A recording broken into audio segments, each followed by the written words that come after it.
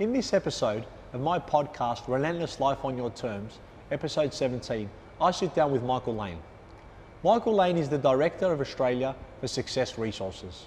Success Resources is an event company and education company that's been going for over 25 years, and in Australia for around 10. And since it's been in Australia, it's turned over $1.33 billion. It's hosted names such as Donald Trump, Tony Robbins, Richard Branson, Gary Vee, Grant Cardone, Tom Brady, Robert Kiyosaki, just to mention a few. Michael talks about how he went over having over 500 events to practically not being able to run events, and how he pivoted his business to go digital. This is an amazing episode for you entrepreneurs out there, and we also talk about the commonalities that all great entrepreneurs and leaders have. Click the link below for the full episode. And welcome to my podcast, Relentless Life on Your Terms. I join us with a friend of mine, Mr. Michael Lane, who's the Director of Success Resources Australia. Hi, Michael. Hey, Chris, how you doing? Very good, my friend. Thanks for being with us. Of course. Now, for those who don't know, which I don't know what planet they'll be living on, tell us a bit about Success Resources and what you actually do. Yeah, look, Chris, we're in the business of changing people's lives through personal development and entrepreneurial education. We've been doing that for 26 years. Prior to this current situation, we ran probably around 520 odd events last year with those themes of personal development, entrepreneurship, sales, leadership, those kind of things. And yeah, we typically ran those events in 37 countries around the world. So, you know, we're passionate about educating, inspiring the next wave of amazing thinkers, doers, and action takers. Now, I've been a client of yours for many years, and I don't have to say that I'm a big fan of the product. I'm a big fan of educations and improving, and you've been around some of the best people in the world. You've had the likes of Grant Cardone, Gary Vee, Tony Robbins. I remember many years ago, you even bought out the current president, Donald Trump, Richard Branson. I was sitting front row, I remember for that. You've had some pretty interesting characters on your show, haven't you? Oh, well, on your, in your business.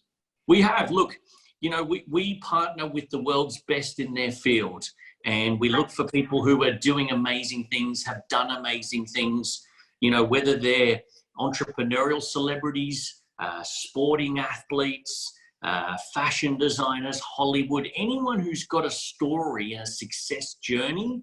And it's not just talking about all their positives and all the wins, but we love to uncover when the shit was hitting the fan, just before that big thing went off, what was it like? You know, what was the journey like, and how did you get through that? So yeah, we try and figure out who's got an amazing journey, and who are those people who want to share that with the next wave of entrepreneurs. That's kind of where we've picked our place in this market, and I get to see, meet, and have some amazing people on our stages. And obviously, I've mentioned that you've had Tom Billion recently, Mark Boris. What's the one key characteristic that a lot of these great people have in common that you've dealt with? Because you deal with it on a very personal level as well. Yeah, I think first and foremost, they're super passionate about what their niche is. You think about Tom Bilyeu, he was extremely passionate about finding a health product that would help not only his community, but his family. If you don't know the Tom Bilyeu story, in 2010, he created a Quest nutrition company. 6 years later, exited that business and got $1 billion cash exit for him and his business partners. But, you know, he was passionate about solving a problem. Same with Boris, same with Brady, same with Tony Robbins, same with Branson. They're all, you know, passionate, or I would say in most cases, they're all obsessed with finding a way to completely impact the planet with their product or service. That's a huge distinction from the everyday entrepreneur, is that they don't have that level of obsession that some of those other people do. And I like, I love fighting, as you know. I love Conor McGregor. He says, I'm not talented, I'm just obsessed. And a lot of these people, it's their calling, and you see they do some amazing things, but when you speak to them, or the ones that I've spoken to, they kind of seem destined to do that because they're so passionate and driven. And when I've heard you speak in the past, and I'm watching all your content, which is fantastic, by the way, you said before when you were younger in your career, you were driven towards obviously financial success, which most people were, but now you're just driven by education and what your purpose and your why is. And you've, as you said, you've done, I think it was 527 things at the moment where you've had people out, 500 across 36 countries, was it, Michael? Yeah.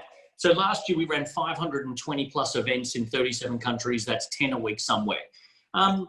Look, for me, I was fortunate to taste financial success at the age of 24. I got a lot of the things out of my system that I always wanted, always desired to have.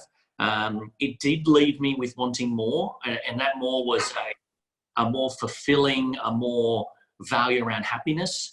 So for me, there's 3 stages of success. The first one is financial success, only for you to figure out that it's got nothing to do with finances. The second level is happiness, where you get to a point and you go, holy shit, I'm truly happy with what I've got and who I am and what I get to do every day. The third step, and is probably the most iconic step that every person on their deathbed will share with you, is what's that legacy that you left? What was that thing that you did? It was never about, I wish I made more money. It was never about, I wish I bought that car or had that thing. It's always about what can I do to give back? I was fortunate to start working on my legacy component for the last 4 to 5 years.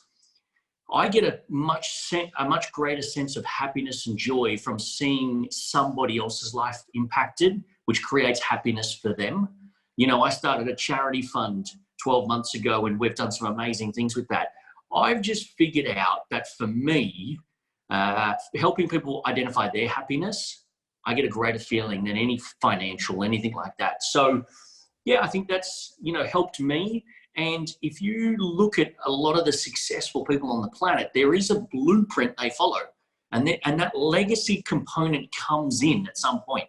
I just didn't want to wait until I'm on my deathbed or wait until I'm in my 50s or 60s to start focusing on that. That's why I'm obsessed about helping 1 billion people through education. So that's where I get my obsession from. And success always leaves clues, doesn't it? It always leaves a trail.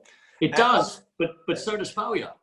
Of course, but failure. And what you mentioned before, what I think, and it's distinct with every great entrepreneur, you got to go through a journey or a process. It's good to hear it, but you realize that because, as you said, you tasted success early in your career.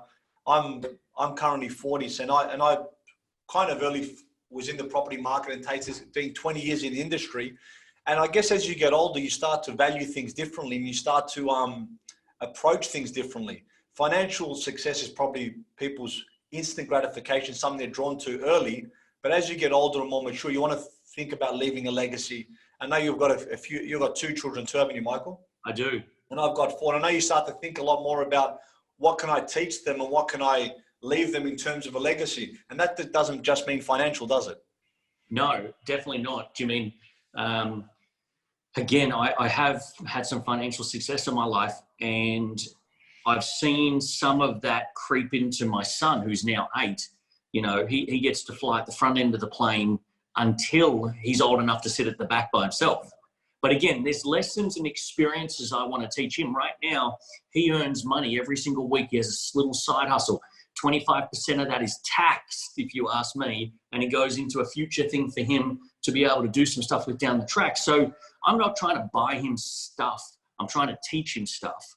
And that's going to be my first legacy component. If I can positively impact my kids, what difference could I make in a greater sense? So we have a responsibility as entrepreneurs to help the next wave of entrepreneurs through. And if we can teach them that money is not the driver, the earlier they can experience that, the better. And money's a byproduct of doing something well. I teach a similar thing to my son too. I give him a pocket money every week. And I actually said to him, I'll give you $20 more if you do it to my standard. If you do it less, I'm going to give you 20 less. What would you take? $50 I give him, he's 17. He said, I'll take 70. But I'm very strict because I read a study in Harvard. If you give your kids structure and certain things they need to do, they're more equipped to deal with life. And because they have a structure. I also charge my son to live there. I put it in his bank account and I save it and I put it in a managed fund. So as soon as it gets to enough, I'm going to put it into real estate. But I explain to them the importance of saving. And one thing that I instill in my kids, well, the other ones are 7, 4, and 3. With my son, $1 saved is like $3 earned. So the importance of saving. And I learned that value mainly from The Richest Man in Babylon that I read many, many years ago, and talks about how to pay yourself first and to compound your wealth. And I think if you teach your kids that, you're putting them at a real good foundation to build some serious wealth. Absolutely. I think, entrepreneurs need to be able to inspire the next generation. And entrepreneurship, just so we're clear, it's a blessing. You've been blessed to have and understand the lessons and learnings. It's your duty to pass that on to the next generation. And that starts with your kids. And the worst thing you can do is buy your kids shit that they don't need and instill in them stuff that is not going to, help them in the future. So I love that I give my son a taste of first class. And then I'm going to take it absolutely away from him when he's 13 and he can sit up the back by himself, because I want him to experience that, but then I want it to be taken off him, and he won't experience first class again until he pays for it. So there's little ways, and I'm still learning. I'm a young father, and one of the areas that I'm delving deep into right now is who some amazing fathers who have done amazing things and raised their kids in a particular way. That's who I love learning from right now. So, entrepreneurship, it's a blessing to be able to do and live the way we live, but it's your duty to hand on the keys to the next generation. And it's what you teach them. I've only got 2 fundamental rules for my kids. And number 1 is they treat everyone with respect and they've got great manners, and they're respectful of every human being and treat them as equal. That's the first one. And number 2, I don't care what they choose to do in their life, as long as they do it with passion, they lead from their heart. Because that way they can do the right thing. They're focusing on working 5-10 hours isn't an issue. 15 hours isn't an issue. So as long as they're passionate about what they do, they can make a difference and they can help. And if you're passionate, we mentioned rewards and finance. That's always going to be a byproduct of you being successful at what you do, having an impact. Now, speaking of impact, Michael, being in the event business like you are and have done so many events, how has this crazy time of the coronavirus affected someone like you, that you can't have gatherings, you can't have events? How have you pivoted into something like this, and how has that affected Success Resources? Yeah, look, Chris, it's had a huge impact on us. Last year we did about just over 150 million in education, and 500 events, 37 countries, some of the best talent on the planet. And now we can't run anything like that. But the biggest thing is, and the biggest thing I keep telling my team is, our business, we're never in the seminar business. We're in the business of changing people's lives. That hasn't changed, and it never will. We just now need to adapt and change that, so we're doing it digitally and in other ways. We've had to innovate pretty rapidly. We had, and I don't mind sharing this, but we had a $17 million forecast a month for April pre-corona. We ended up with 4.02. Now, what I'm proud about is that's amazing. We went from 0 to 4.02 in 30 days from a standstill start. And to be able to pull off a new arm of our business, which is a digital arm, and now we're delivering, some of the world's best speakers. We're doing summits. This afternoon, we actually launched what we think will be the largest entrepreneurial conference on the planet. Just happens to be digital. I've got Tony Robbins, Richard Branson, Tom Brady, Jay Shetty, wow. Sarah Blakely. I've got 13 of the world's best all coming together to help. And it's completely free. It's just to add value, right? So we're coming up with different ways to continue to fulfill our mission. And our mission had nothing to do with live events. It had everything to do with helping people change their life. We're being tested right now. I got very comfortable running a large seminar company, and now we test my entrepreneurial ability. I love this, right? I love that. I've cruised. Now, when I look back, if you asked me back then, I wasn't cruising, but in this climate, I was cruising for a decade because business was just so good. But Chris, we all know we've just finished the golden era of entrepreneurialism. If you didn't make money in the last 10 years, there was something wrong. Now is the time to see if I still hold that badge of entrepreneur in the next 12, 24 months. So I'm secretly, and I'm a little bit sick if you ask me, but I'm secretly really excited to see what version of me shows up and how I perform through this, because everything's changed. For me, you know what you said, you hit the nail on the head, and I heard you speak about that. Who shows up every day at 9 o'clock? For me, nothing is more exciting than putting me in front of the most impossible odds. Make it more challenging, make it hard, make it difficult, and I'm going to be there every day. As long as you put one step ahead of the other. And for me, and I think I'm sick as well like you, but most entrepreneurs are. When you put yourself through maximum pressure and stress, you'll see what someone's made of. When times are tough, I remember when the property market was going gangbusters and everyone's making money, everyone's an expert. My boss used to say, Blind Freddie can make money. Where is it, touch it, bite, he'll make money. Now's the time you will see who can separate the correct information, the correct advice, and who will make money. I think now's the time you'll separate a lot of the men from the boys, or the entrepreneurs from the wannabe entrepreneurs, I think, which is a big thing. 100%. So for Success Resource to turn over 4.2 from a zero standpoint, that's extremely impressive. So well done. One of the things that I've seen, I had a meeting with you 2 weeks, I hope you don't mind me sharing, was me, you and Graham. Yeah. And you sat back, you were very quiet, calculated, and you were thinking. Now I know, because I've spoken, you've put together about 500 independent deals. And I could see you thinking at the back. You were so cool, calm, and collected. When you're going to put a deal, or when you're speaking to people, what are the tips you give people? I mean, you've done so many of them. What are the things that they need to look out for when putting a deal together? Yeah, look, Chris, I've put my whole life, I've been putting deals together, and so your audience understand, I don't have a widget, I don't have a product, I don't have anything. Everything I've created, which by the way is 15 companies, 9 of which failed.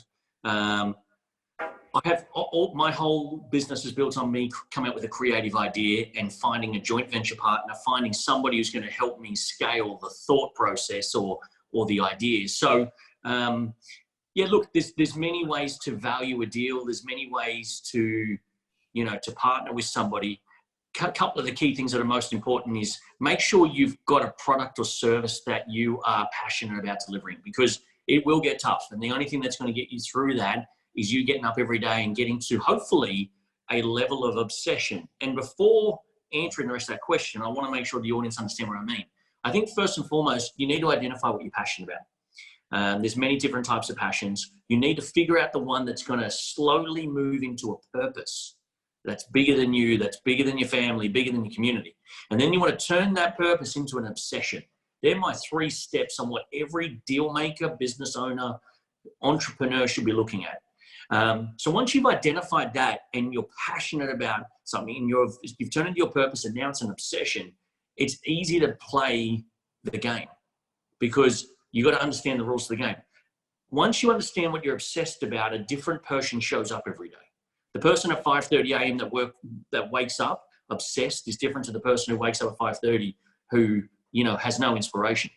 So once you've done that, you need to identify who could be an amazing partner, and deal makers have to find who can execute your idea as quick, as effectively, and cost effectively as possible.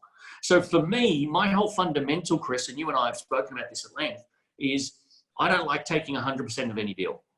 I just don't want that kind of stress. I'd rather give the lion's share away to 2 or 3 different parties who are going to go do the work, do the heavy lifting, so it can scale, so I can get onto the next deal. You can't do 550 plus deals and be stuck in the deal executing.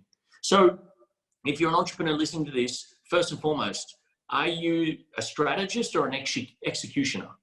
Because you need strategy and you need execution. For me, I've picked on strategy. If you are not strategy and you're execution, you need to align yourself with somebody who's got a great deal or a great opportunity. But then you need to go and scale that side of yours. So, Chris, there's so many nuances to a deal. Whether you take a percentage of turnover, whether you take equity. I think there's a huge misconception about taking equity in deals. I think it's such a rare thing to see a company in a deal go and scale to $1 billion and exit. So I think as a takeaway for many people listening to this, do some deals where you take a percentage of turnover.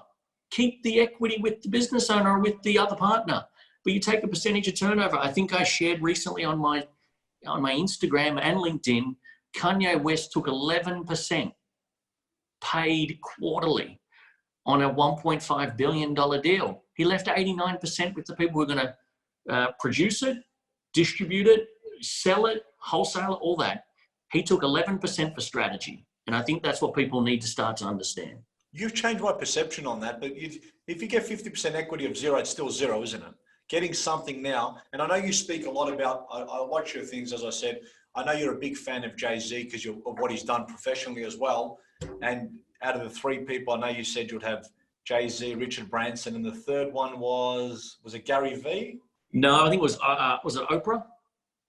I think, I know they were the first two when reading it, and I knew you were a big fan of them. And let me ask you, you've seen so many people, and you've seen the biggest names in the world. If I was to ask you, who could people look out for to be the next big person in the event space and why? Who would you say? Because I'm curious to hear your opinion on that. Yeah, look, it's one to look out for. It's not a speaker. It's not a expert in the expertise world. It's the next Kanye West. It's the next Billie Eilish. It's the next Gary Vee coming up, who's not a speaker but is just a killer communicator. It's an entrepreneur. Is that what you mean? It's anyone who's got attention and doing it at scale. So right now, as I just said, I've managed to convince Tom Brady to continue to do more stuff with us, right? So he loved what we did back in 2013. We did an event. He had 10,000 people there with us in Boston straight after he won the Super Bowl. And he wants to help give back. So I don't think it's the typical Tony Robbins. I don't think it's the typical, Graham Home. I think it's somebody who is just so left of center, who's created such success in their field, who now wants to give back, who now wants to go, you know what? I've had my day in the sun. If I can get to that third component, which is legacy, and start leaving my legacy and giving back, they'll be the next superstar. And I love what Jay Shetty speaks a lot about this. I actually spoke about this on stage. Your profit, you find, turns into your passion becomes your purpose, the 3 Ps. Because obviously everything, and like we said before, everything's an evolution, it's a journey. You wanted to make money, now you want to leave a legacy. But you don't know what you don't know until you actually get in there and give it a go. And a true entrepreneur, we're just going to come hell or high water, figure it out, which is, I think, why we're all attracted to each other, because we're like magnets. We'll all find each other in the crowd. Now, something left field. A little birdie told me that Mr. Michael Lane likes gardening. Is that true? Yeah, yes, I do. I heard you become a bit of an expert in the garden in your recent times. No, not an expert. Like the self-proclaimed entrepreneurs and experts out there, no, I'm not an expert. But I do find it really soothing and relaxing. I love nothing more than going out, watering my front yard and my backyard for 15, 20 minutes a day, no phone, no nothing. And it's just so grounding for me. And I've done a whole heap of planting out the front in the last, 2-3 weeks of being home. But yeah, I find it, it's a spiritual experience for me. I never thought I'd ever say this, Michael, but I've just started getting into Eckhart Tolle because of my wife. So I'm going through this spiritual journey as well. And last week I ended up buying a 40-year-old bonsai tree, which was an amazing tree. And I have one on my desk as well because it calms me. So she's trying to get me to become, and I know Nick speaks a lot about earthing and energy and stuff. And what I thought before was maybe a bit, I don't know, if it's not my cup of tea, let's say, now I'm really starting to embrace that sort of ideology of plants and earth, and it makes me a lot calmer. So I can actually relate to that. One of my friends he's always in the garden now, and I go, I never pictured you being in the garden. I used to make fun of him, and now I'm buying plants as well. Love it. Good to hear that.